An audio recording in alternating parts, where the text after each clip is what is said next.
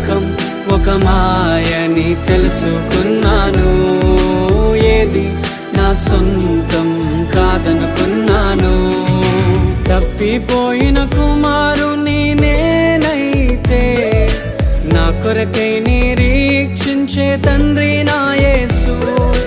తప్పిపోయిన కుమారుని నేనైతే నా కొరకై నిరీక్షించే తండ్రి నా యేసు.